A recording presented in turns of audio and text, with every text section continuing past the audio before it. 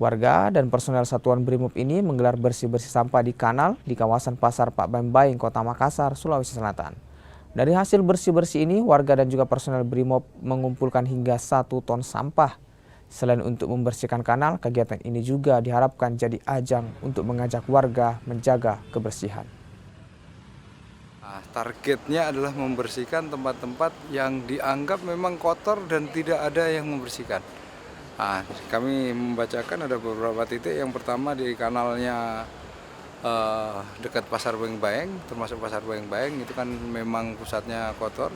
Kemudian ada juga yang ada di Bone itu di pasar juga. Kemudian di Baibunta itu sungai. Sungai ini memang cukup kotor. Dan satu lagi yang di Pare-Pare pantai. Pantai ini kelihatan indah apabila bersih. Kegiatan ini cukup efektif dan cukup membantu masyarakat kita, khususnya masyarakat yang memang peduli dengan lingkungan kebersihan.